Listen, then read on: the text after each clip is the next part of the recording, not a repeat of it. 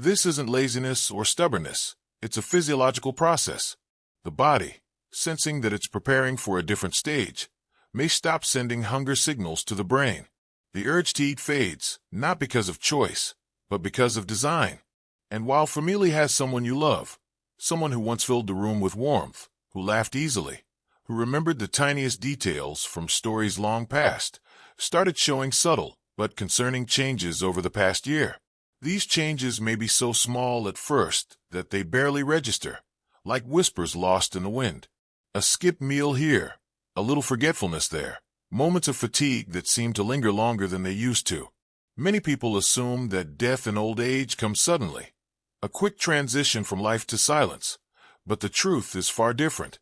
The body, in its quiet wisdom, often sends signals months, sometimes even a full year, before life reaches its final stage. These signals are rarely loud or dramatic. They're subtle, soft, sometimes fleeting, and often dismissed as just getting older. That's the heartbreaking part. Families don't see them for what they are until it's too late to act, too late to prepare, too late to sit and share those last, beautiful, memory-filled moments that truly matter. And in that delay, a precious opportunity is lost, the chance to be present, to be intentional, to provide care that is not just medical but emotional, spiritual, and deeply human. In this conversation, we're going to talk about 5 key signs that often appear about a year before an elderly person passes away. These aren't meant to alarm you. They're not to make you anxious. They're shared so you can be informed, so you can observe with clarity, so you can love more deeply and respond with grace when these signs unfold before you. Some of the signs might be things you've already noticed, but brushed off as nothing. Others may seem minor on the surface, but reveal powerful truths beneath. Recognizing these signs early doesn't mean rushing into panic. It means embracing the gift of time. It allows you to provide better care, to create meaningful experiences, and to ensure that your loved one's final chapter is written not in loneliness or confusion, but in comfort, dignity, and peace. When you understand what's really happening, when you allow yourself to see clearly rather than fearfully, you won't be caught off guard. You'll know how to prepare emotionally, mentally, and practically for the journey ahead. You'll have the chance to say what matters most, to give them what they truly need. Not just treatment, but presence. Not just solutions, but peace. One of the earliest and most telling signs is significant weight loss, unintentional, unexplained, persistent weight loss. At first glance, it may seem so small that it's easy to ignore. Maybe they mention their pants feel a little loose. Maybe you notice that a shirt seems baggy, or their appetite just isn't what it used to be. It's tempting to think it's just age catching up, that maybe they're just being picky or tired of cooking. But this isn't ordinary. Losing weight without trying, especially in older adults, is rarely harmless. It's one of the clearest signs that the body is changing at a systemic level. What many don't realize is that the body's ability to absorb nutrients often decreases in the later stages of life. Even if they eat, they may not be absorbing what they need. The digestive system slows, metabolism shifts, and muscle mass quietly deteriorates. Aging naturally brings some of this, but when the loss is rapid or consistent, it's a deeper signal. The body may be struggling to digest proteins, which are essential for muscle maintenance. As muscles waste away, it becomes harder to move, to balance, to stand. This opens the door to falls, infections, and complications that spiral quickly.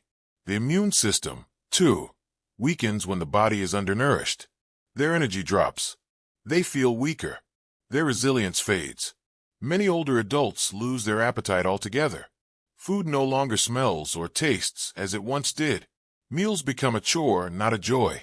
They may push food away, eat just a few bites, or claim they're simply not hungry. DS often try to combat this by preparing favorite dishes or pushing protein shakes. The truth is that appetite loss is often not reversible with more food. What helps more is focusing on comfort, small, easy-to-eat meals, staying hydrated, letting them eat when and what they feel like. It's about dignity, not force. And sometimes, it's about accepting that the body is moving forward in a natural, irreversible way. Alongside weight loss, Another powerful and deeply telling sign is extreme fatigue and weakness. Fatigue that sleep does not fix. Weakness that no amount of rest seems to restore. This isn't a nap after lunch kind of tired. It's an exhaustion that sinks into the bones. It's when getting out of bed becomes a chore. When walking across the room becomes an ordeal. When even talking for a few minutes seems to leave them breathless. This fatigue often catches families off guard because it comes slowly, almost invisibly. One week they're up and around, and the next, they're sitting more, sleeping more, retreating from routines. The truth is that the body, as it prepares for its final season, begins conserving energy. Organs begin to operate at lower capacity. The heart doesn't pump as strongly. Circulation slows. Oxygen doesn't reach the muscles or brain the way it used to. The result? A profound slowing of the entire system. You may notice that they need more naps, that they nod off during conversations, that they're awake less and less each day. You might even see energy fluctuate, brief moments of clarity followed by deep, unshakable exhaustion. And emotionally, this can be just as hard. Older adults who were once fiercely independent may feel frustrated or ashamed by how weak they've become. They may stop talking because they don't want to seem tired. They may cancel plans because they're too embarrassed to need help. This often leads to emotional withdrawal, loneliness, and sadness. Families may misunderstand, thinking their loved one is just giving up or not trying. But the truth is that the body is making decisions the mind has no control over. This is a time to offer kindness, not pressure, to allow rest without guilt, to sit beside them and be present, even in silence, to value their being, not just their doing. And then comes another sign, more invisible, more mysterious, but just as important: cognitive confusion or emotional withdrawal. This might look like forgetting names or dates, repeating questions, losing track of time, seeming lost in familiar places. But it's not just about memory, it's about disorientation, a soft fading of mental clarity that may come and go. The brain, like any other organ, relies on oxygen and nutrients. As the body changes, so does blood flow to the brain. This can cause confusion, decision-making difficulties, or an inability to process conversations. You may notice they drift off mid-sentence, forget how to finish a story, or seem to zone out in the middle of an event. Some experience moments of lucidity, clear, sharp thinking, followed by confusion that seems to appear from nowhere. One moment they remember your name. The next, they look at you with a puzzled stare. It's hard, it's painful, and it's not their fault. You may also see emotional withdrawal. The person you love may stop calling, stop chatting, stop laughing. They may sit in silence, uninterested in the TV, the news, or even their favorite things. Loud environments overwhelm them. Conversations feel tiring. The truth is, the mind begins simplifying as it prepares for the end. It narrows focus. It conserves energy. For many families, this stage is one of the hardest. You feel like you're losing them before they're actually gone. But even if they seem distant, they can still feel your love. A warm touch, a soft word, a favorite song. These can still reach them, even when words can't. And then there's the physical layer, the frequent infections and slow healing that so many overlook. Colds linger. UTIs recur. Skin breaks down. Small cuts take weeks to close. These signs reflect a failing immune system. The body is no longer defending itself the way it once did. Infections that were once shrugged off now drain energy, fuel confusion, and trigger setbacks. And what's even harder, infections in the elderly often look different. Instead of fever, they may show more confusion.